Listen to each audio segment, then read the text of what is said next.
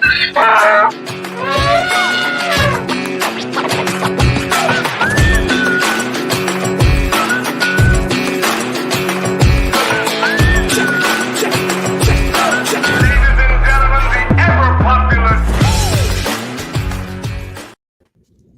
afternoon. I'm Mariana Mancuso, and welcome to another RAM Chat.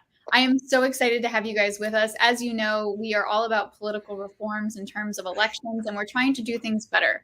So today's RAM Chat is with COO Eric Bronner and CEO Todd Connor of Veterans for Political Innovation to discuss their work and their ideas for voting reform.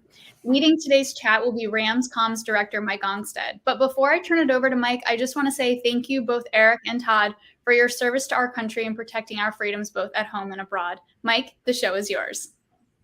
Thank you very much, Mariana, and thank you, Todd and Eric, for joining us. And we'll just start off with, give us the elevator pitch for Veterans for Political Innovation. What do you do? What drove you to that mission? Sure. So we are building a community nationwide of veterans and supporters from across the political spectrum, banding together on laser-focused action on election innovations to make our politics less toxic through healthy competition. That's what we're all about. That's great. That's great. And you find that, I mean, both of you served in the military, and you find that transition, from that kind of a mission, an active military mission, to this kind of political reform mission, you find that to be a rather easy transition, or was there some struggle in getting involved here? Yeah, go ahead, Eric. Sorry, I should direct questions more efficiently. That's right. I was just going to say, for me, it was a little bit of a winding road to get back to a mission, but it was because of my service in the Navy and that sense of mission and camaraderie that both Todd and I experienced. You just long for that after you get out. And I personally didn't find that practicing law or in real estate. And I've always felt a call to the political arena, but I'm not a red team or a blue team guy. That's why I'm wearing purple.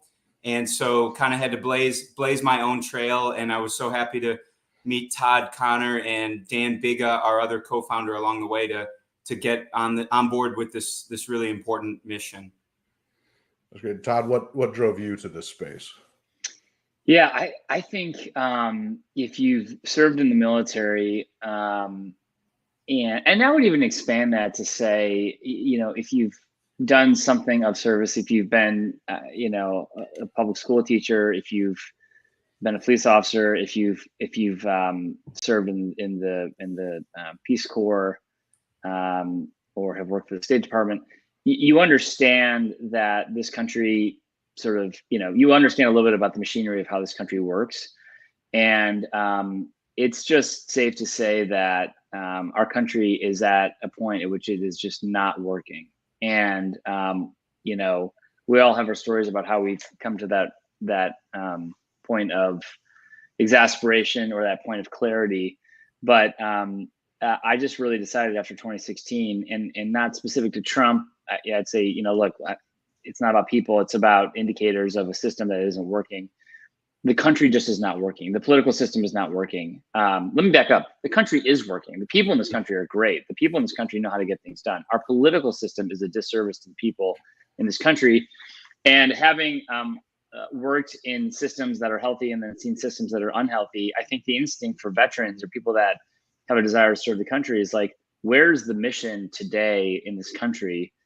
And the mission is around restoring and fixing a political system that doesn't work. And I want to get into the specifics of why, because I think what we're up against is not that people think the system works. I think there's a consensus and people campaign on this idea that the system doesn't work. The question is, how do you actually fix it? And I think that's where it gets interesting. Yeah. We'll get to your slate of reforms, which our viewers, I think, will be familiar with in a second. But just say that we, a lot of, I think, people who identify with RAM, who are supporters and members, feel that exact same way about politics just not delivering solutions and not working, and come from across the political spectrum, although many, I think, identify with the former Republican wing or are independents. But this sense that there are these massive problems facing our country, and you can go and you can talk to your neighbor and you can agree that there's a problem, but then you look up to Washington, D.C., and they're not even necessarily agreeing that the problem exists, let alone actually coming off their battle stations to solve any of those problems. Mm-hmm. So that kind of dysfunction obviously is driving a lot of what you're doing. So let's get to what are your proposals? What is it that you're driving for specifically? Or maybe actually it's better to start, what is the exact problem in our politics that you think needs to be solved? Yeah, I'll talk about the problem, and I'll go to Eric to lay out the solution. The problem is, I mean, I'll just be really specific. Partisan primaries. That's the problem. And we need to not, in the reform movement, talk in flowery language. We need to get really specific, because partisan primaries are the problem.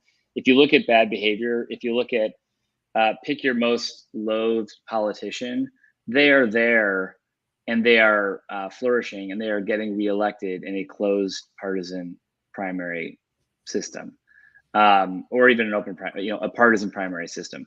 So that's the incentive structure. Partisan primaries are low turnout event. Most districts in this country are gerrymandered. This is stuff that your audience probably understands. But I'm going to try to make this real simple. Most districts in this country are gerrymandered. Most states are either red or blue in a two-party system. And so it's the primary where you're picking the winner, not the general election. And the problem with that is that primaries, we just had a primary in Indiana, 6% of people vote in the primary. So you have a system that is picking people where very few people turn out, and then it's predetermined who's going to win the general election. So the general election isn't even a relevant event in most places. And that's what people don't understand in this country. And that's why, the 50% of military veterans that are registered independents are not participating in a meaningful way in our democracy. So the problem is, it's a democracy in name only. I think it's less than 10% of voters in this country picked 83% of the Congress. And so it's not a democracy. Our elected officials let's talk about how we define elected, are not being chosen by the majority of their constituents to represent these districts. And so there's a lot. So then the question is like, well, there's other problems. There's money in politics. People want to talk about term limits. They want to talk about ballot access. They want to talk about election security. Our whole argument, and this is just where I had, an aha moment reading The Politics Industry, which is a great book, recommend it to your audience. Absolutely. Is unless you address the incentive structure, you're never going to fix the problem. So unless you deal with the fact that people act like fools because they're trying to cater to a small primary audience of underinformed or at least highly engaged voters, but who do not represent statistically, they're just a very small number of people. Until you get rid of that, you're not going to get behavior change because the system doesn't allow for it. So then the question is, what's the solution? So Eric, do you want to lay out the final thought? Let me jump in. We'll get right back to you, Eric, on that. Sure. Because, a lot of what, where this is a non-political discussion here, but, Renew America Movement does do some political work as well against some of these really bad actors that we've identified. And a lot of what we talk about is some of these people, the only way to beat them is in a primary. And the only way to do that maybe is this massive public outreach campaign to get independents and Democrats to actually register with a party they don't identify with in some of these states. I mean, I'm thankful I'm in Virginia. I can vote in any primary I choose, but to try and get people to actually change their voter identity with the state in order to have a say, because they're in a district, to your point, that's going to go 40 points in favor of whichever party it leans towards. So, that is a structural problem. It's because you can get some crossover vote. And in fact, I think statistically we saw that there was, I think about 40 to 50,000 crossover votes in the Georgia Secretary of State election, primary election recently, for example. But that's still a small percentage of the overall vote. And it's unclear if that is enough to change things because of how difficult it is. So Eric, to you, what do we do about that? How do we make this easier? Open primaries. We need open combined primaries everywhere. There is no reason why the government and my taxpayer dollars should be spent on a partisan primary election. As an independent voter, I'm one of close to 50% of veterans who don't identify with either party. And like you, Mike, I live in Missouri. It's better than most states. I can choose either ballot in the primary, but that's not my preference. My preference is I want to vote for the person. I want to vote for the candidate, the best candidate, regardless of party. And that's what an open combined primary allows you to do. So that I'm more passionate about open primaries than anything else.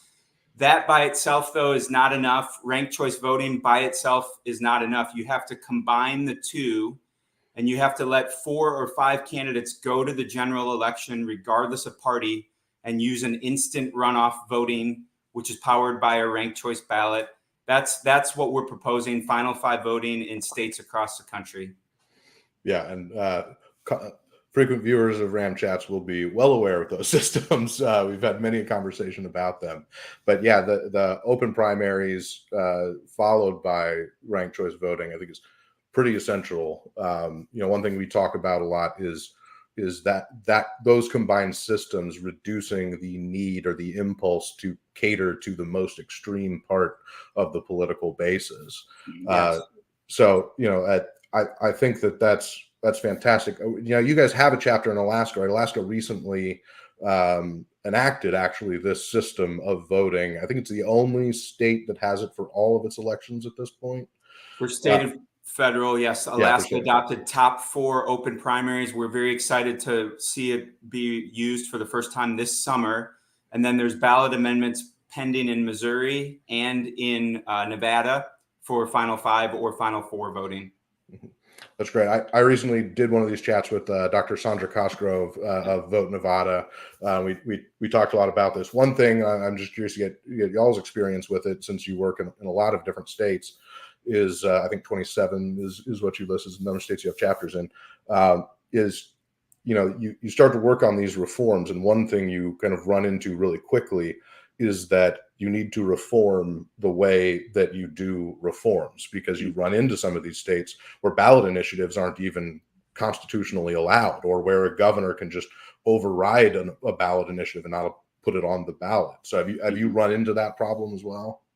We have, only half of our states have the ballot initiative process, but there's a great example. Wisconsin has legislation pending for final 5 voting for Congress only. It's supported by 2 outstanding veterans in Congress, Congressman Mike Gallagher from Green Bay and Congresswoman Chrissy Houlihan from Pennsylvania.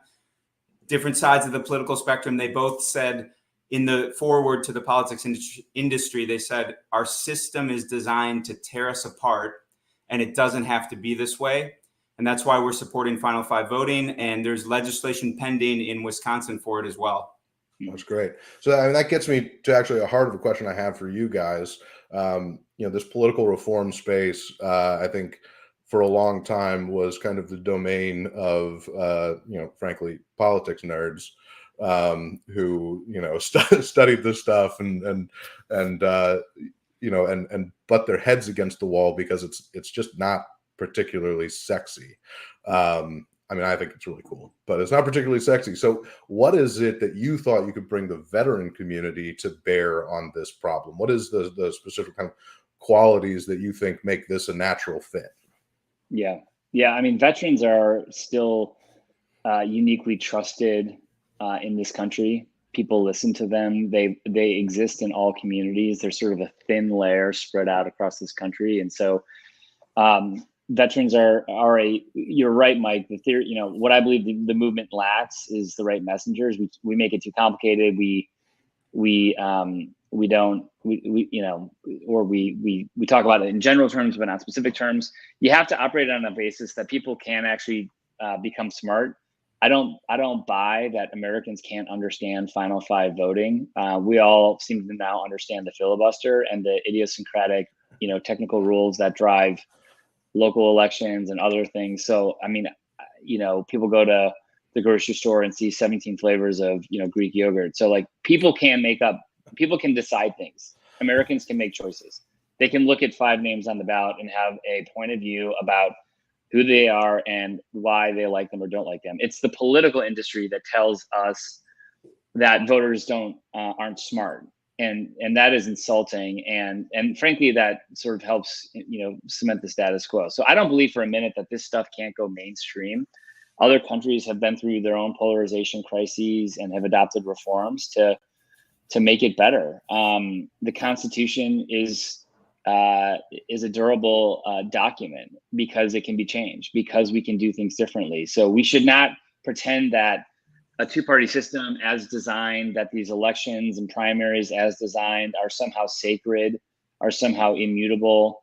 It's if you believe the arguments from political theorists and business leaders, it's actually in many ways an unhealthy, dysfunctional, arguably illegal marketplace. And so that's the problem that has to be addressed, and you can fix it, and we have the mechanisms to fix it. Here's what's exciting about Final Five elections is if you get that done, now you have elected officials who actually want to then take on and do other reasonable reforms.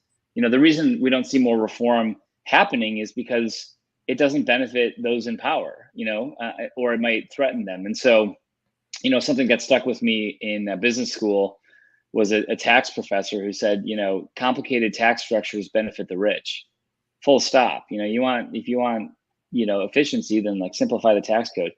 Complicated political structures benefit entrenched interest, full stop. So there's lots of simple things and other things that should happen. The question is where do you start? In the sequence of events, I've got a long laundry list of things that I'd like to see America do differently, do better. The question is, what's the first domino that if you get that right, makes all the other dominoes easier? And my fear, just to editorialize, my fear is we'll get good at building end rounds in a flawed system. Let's figure out how to explain to people to switch and vote in the other party's primary, or let's figure out how to back candidates that are less offensive. But that's still this philosophy of let's get better at operating in a flawed system. And I think we have to do some of that, because the house is on fire. I wouldn't say don't do that, but we have to give equal effort and equal attention, if not more attention, to what can make this thing just go away, what can solve this problem forever. And that's where I think Final Five voting comes into play, and that's why I'm optimistic about it.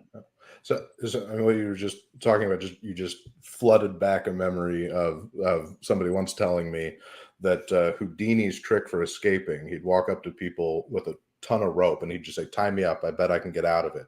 And the trick was they'd use the entire rope to tie him up, so he had all this slack built into all the knots and systems, and he could break out of it. And anyone who just used that much rope could actually tie him up and he couldn't get out, right? And it's similar. The more complex these systems become, the more slack there is, the more break you can have in that system. And so that reform is a simplified system. Even though people, I think you're absolutely right. People say, "Oh, it's so hard. People can't figure out how to." I mean, we rank things every day in our lives. I mean, you go on Twitter and you do your top 5 favorite movies. Like we understand conceptually how this works. But some people argue it's more complex, but it's actually a lot more simple than the current system that we're trying to. And the other thing I was saying is the reason people don't participate more is not because our elections are complex. It's because there's no incentive to participate. And this is one of many frustrations I have is we think that the reason more people don't participate is because they don't know where to vote, they don't know how to vote, they don't a long list of reasons, right?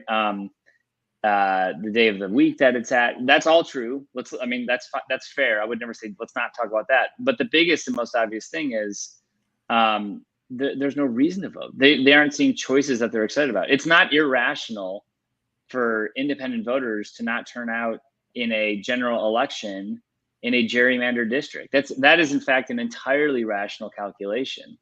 And I feel like we spend so much time and energy trying to convince people to go do something like vote in a primary between two options of neither of which appeal to them.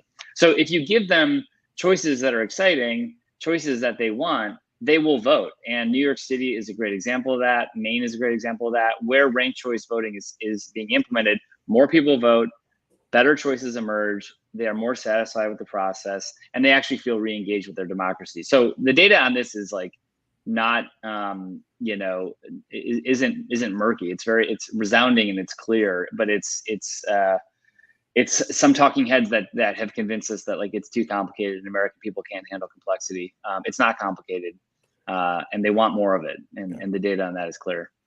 Yeah, and I think probably every American knows at least somebody who is a non-voter on principle, right? Like somebody who just says, Absolutely. it doesn't matter.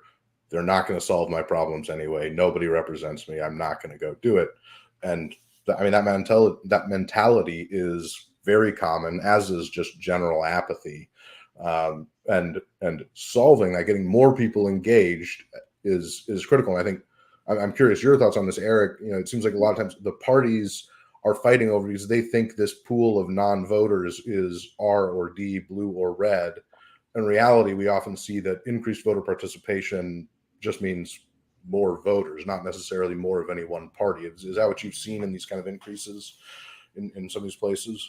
You know, there's some great data out there from independentvoting.org and openprimaries.org. There are more registered unaffiliated voters in Colorado, for example, than Republicans and Democrats combined.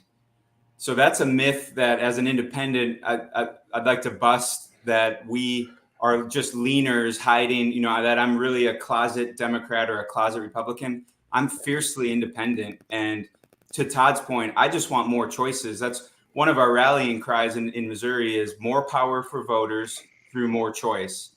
We know this intuitively in every other industry. That's how the customer gets better results, is through more choices. But the two-party duopoly limits our choices via partisan primary elections. Yeah, absolutely. So I did want to raise a question. You point out you're independent. You've said before nearly 50% of all veterans are independent. And I'm curious if you have any data, if you've looked at, is that a trend that is growing? Has that been a kind of a consistent staple of the veteran community? So the data point for veterans specifically, I haven't tracked as much as just knowing that in general, unaffiliated voters are the fastest growing demographic in almost every state in our country.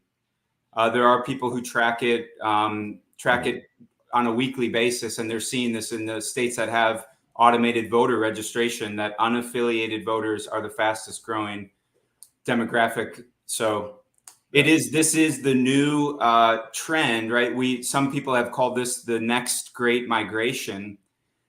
And our system is lagging so far behind. Our system does not serve the vast majority of Americans who are exhausted and feel like they have no good choices. And even Mike, you know, even partisans are very frustrated with the party with whom they associate, and they're very frustrated with the two-party system. So we are we're in good company in saying, like, look, this two-party frame in the way it's constructed, this is not about getting rid of parties. I am a Democrat, you know, so like unlike Eric, I do have a partisan affiliation. I've run for office, I've done things, but I still, you know, as an American, what I want is a political system and political leaders that reflect the majority of their constituents, and we just do not get that because the math doesn't incentivize that. You know, when we get it, it's in spite of the system, not because of it. And as Americans who are on the frontier of innovation, and, you know, we do all of our banking electronically, and, you know, I mean, we're, you know, autonomous vehicles are coming out. This notion that we somehow have to revert in a political system back to something that, you know, like in a nostalgic sense might have worked at some point, but is not working today. The idea that this country of innovators would settle for that is just absurd. And so we have to stop telling ourselves a story that this system is like somehow sacred, that it is somehow off limits for discussion about, is it working? Because it's not working, and we all know it's not working. And then we have to have a harder conversation about what the remedies are. And again, when you explain it like this, and we talk to people about ranked choice voting and open primaries and final 5 elections, my experience is, and I'd be curious yours too, Mike, I mean, it's not that people are opposed, it's more about you're fighting for airspace. And you're fighting for attention span, and neither party wants to sort of allocate attention span to this conversation specifically. They have their own versions of what reform looks like. It's either drain the swamp, or it's sort of exclusively focused on ballot access. You know, extending early voting, extending ways of voting, which I support, by the way. But that doesn't speak to incentives. That doesn't speak to incentives. And like, what is a healthy, thriving democracy? It's more people voting, their preferences being expressed, and elected officials doing things that are commensurate with the majority of the people that they represent. And like, that shouldn't be aspirational. This country in the 1950s had a different crisis in which our political parties were undifferentiated. And this was Eisenhower commissioned a study to say why, people that actually don't know the difference between Republicans and Democrats. It's just one big kind of political cabal and everyone gets along. We might feel nostalgic for a day like that, that is no longer the case. But what we're seeking here isn't about flipping seats. It's not even about appealing to moderates. I mean, it is about independents not having voice. That is a problem, but this isn't about how do you move states from blue to red. It's about how do you have states reflect the politics of the people that live there. And I think that's the conversation that we need to be having more often, and honestly, and then get to a deeper level of understanding of like, it's not enough to say, yeah, we kind of support it, or present false solutions. That's the biggest thing that scares me, is that we're going to lock on alternative solutions. And too often we hear, yeah, I like that, but like, honestly, we have to stay focused on the next election because the stakes are so high. And it's like, after you've been around a minute and you've been through your sixth cycle, you're like, I'm kind of tired of that answer. Like, I get it, I'm here for it, but like, what else, And so we have to challenge donors and political institutions to say, like, it's not enough just to sort of be putting out fires in the context of a 2-year cycle, but like, what's the path out? And here's the last optimistic note. I think the people and parties and candidates that present the path out are going to find success. That this can go mainstream. And I think when that begins to happen, it's going to send shockwaves throughout the political system. And that's what ought to happen. That's healthy. We expect that. We disrupt industries all the time. That's why America's great. It's because we do that. Yeah. To your point about incentive structures, neither party is incentivized to open up competition against themselves, right? I mean, they're spending half their time trying to eliminate the competition of the one other party that is challenging them. So getting them on board for these kinds of reforms actually proves quite difficult. And especially, in the case of like gerrymandering reform, you see it's incredibly popular with people when you talk to them, with voters. But so the parties can't say like, no, we don't want that. They have to find reasons just to not do it, or to do it in a way that they still can try and manipulate. But I think you make a great point that eventually someone's going to realize that there is a path for them to succeed through these types of reforms. And that's going to hopefully be kind of a watershed moment.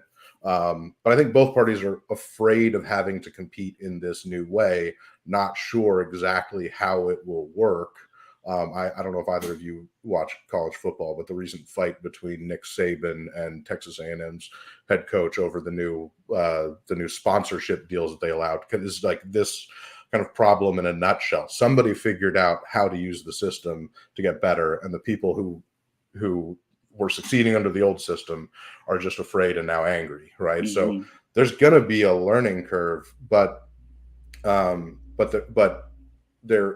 that will be overcome rather quickly. And I think the thing that that really will open eyes when this happens, because I do think we're trending in this direction, is going to be the ability for alternative parties to compete and to really be known and recognized, not necessarily to become the new dominant party or something, but to become a part of the national conversation. Yeah, I'm excited for that because that's where, and again, this is competition. I believe, I'm a capitalist. I believe in competition. I think it leads to better solutions.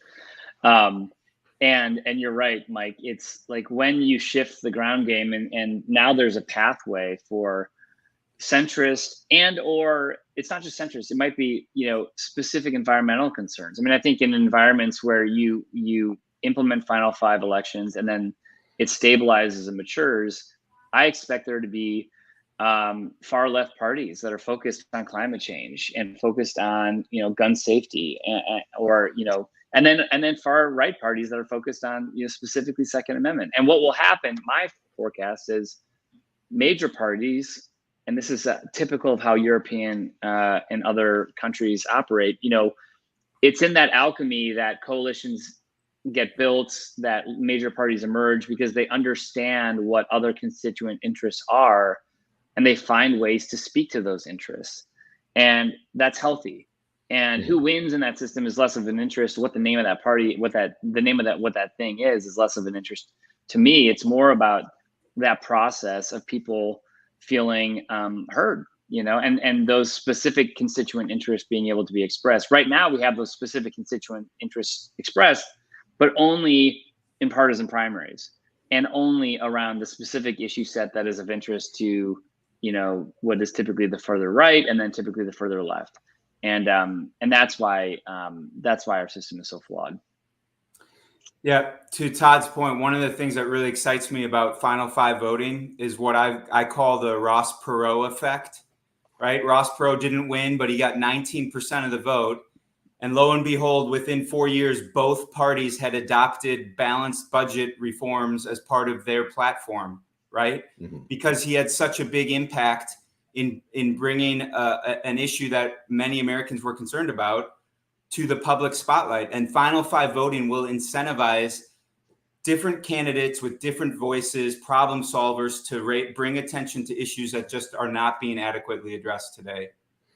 Yeah, something I'll add to that too is because the Ross Perot absolutely had that effect, but he and other independent candidates have caused also a guttural overreaction by parties that lost those elections where they were involved. That has led to probably the most frustrating political phrase that exists, which is, if you vote for Y, you're voting for X, and it's the number one reason people give for not voting for alternate candidates. I happen to think Final Five and ranked choice voting solves that problem, but I'd love to hear your take on how that dynamic can play out differently in America. Yeah, it absolutely solves that problem, right? It makes every candidate competitive. And if you're not everyone's first choice, you want to be their second choice. So it incentivizes a completely different type of campaigning. You're fighting for every vote. You're fighting for every voter. And something I want to mention, I wish I'd mentioned this earlier. 6 southern states use ranked choice voting for their military and overseas ballots. Why do they do that? It saves their taxpayers hundreds of thousands of dollars to not have to ship out a whole entirely new set of ballots for the runoffs that many southern states do. So it just makes sense on so many levels. It saves taxpayer money. It gives us more choices. And it's just a good idea that many other countries have adopted. Many cities in America, over 43 cities in Utah, use ranked choice voting. Republican Party in Virginia used ranked choice voting to nominate Glenn Youngkin, who went on to win. It works.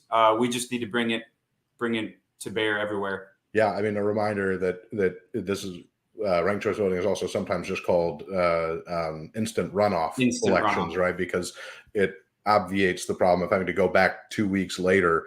And then, you're talking low turnout in the primary, then the primary runoff is just abysmal turnout. Yeah. So, it's incredible. I used to work on the Hill. I used to work back in the early 2000s, and there was a major problem. I just want to transition a little bit. There was a major problem back then about timely ballot delivery to deployed troops during the height of Afghanistan and Iraq. And, legislatively, Congress, I think, passed a military voting kind of rights act to ensure that happens, that those are delivered. So I just, you mentioned when we talked earlier about you really viewing this issue as a social justice issue for military and veterans. And I'd just love to hear you guys talk a little bit more about how this political reform relates to voting rights for military and veteran communities. Yeah, I can absolutely speak to that. I mean, first of all, our country operates with a volunteer military, so people choose to take the oath and choose to put on the uniform and choose to serve this country, and put their lives on the line and suffer, incredible sacrifice. I mean, a typical deployment schedule is going to leave a spouse at home with children for, 6 to 12 months to 18 months. on a regular basis, right? So what we're asking our military to do is incredible. Only about 1% of young people choose to join the military. And if you don't, you can, in Abraham Lincoln, I'm going to get his quote wrong, but, and Eric, you might have it at the ready, but he basically says, you can judge a country by how they treat those that have served that country. And it's, if you want to understand what the future of America looks like, look at how we treat those that have fought for this country. And if we don't give them full participation, support them on how they come home, but also give them, if they don't have the full expression of citizenship, what does that say about us as a country? And how do you then turn around and recruit the next generation of who we need to come serve this country? And so, so much of what I see as our challenges today as a nation have to do with the fact that we don't have a shared national narrative. This is I'll go on a slight tangent, but during World War II, 46% of people had direct connection to military service. Their family members were in the war. They came home. They built, American Legion halls. They joined, faith-based, congregations together. They built communities together. They built businesses together. That civic fabric in this country is so frayed. And then you layer on top of that a political system that doesn't incentivize sort of meeting in the town square for conversation and for community.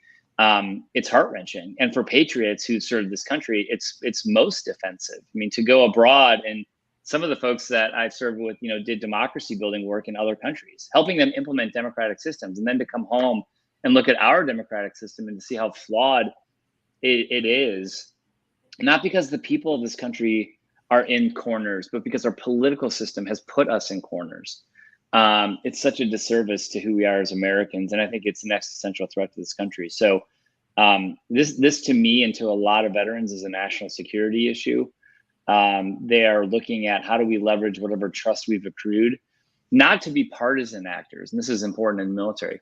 Folks join the military because they want to serve the country. They don't actually want to be partisan actors, but they do understand that they need to be political actors. And there's a fine but very bright line with that. And so, you can't be a patriot who's worried about national security and not look at our country today and say, look, this political system is really the thing.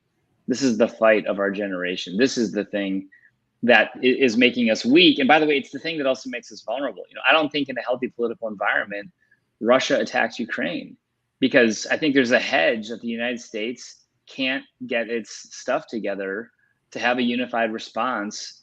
And that sort of creates an environment that invites global, malevolent actors. And so I see a straight through line of our political system and our failure as a political system to national security interests here and abroad.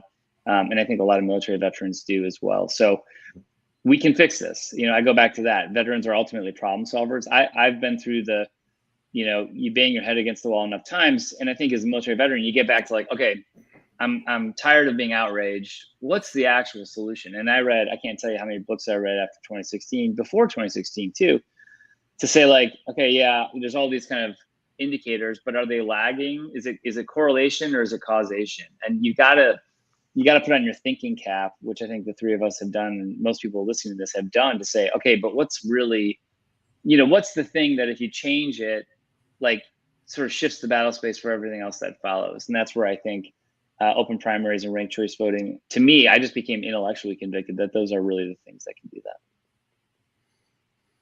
Absolutely. It's I couldn't agree more.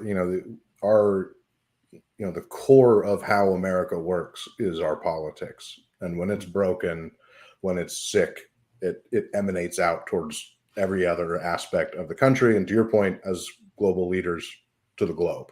I think there's so much potential for electoral reform to change a lot and to strengthen and make our politics more resilient, even against things like foreign election interference, which we've seen numerous times now. It just helps mitigate the impacts of that. So I love the fact that you view this as an extension of your service. And I hope that more veterans agree with you on that aspect. Politics, although we often think of politicians as self-serving, politics is itself a form of service to the country when done right. And so I just want to commend you for what you're doing. Also, just want to give you quick wrap ups. I know we're running out of time, but people who are watching who want to be a part of what you're doing, where do they go? What do they do? Yeah, please go to Veterans for Political Innovation. It's a mouthful. veteransforpoliticalinnovation.org or v-pi.org to go to our website. Join us as a supporter. If you're not a veteran, we still want you to be a part of our community. Help us build this grassroots movement around the country.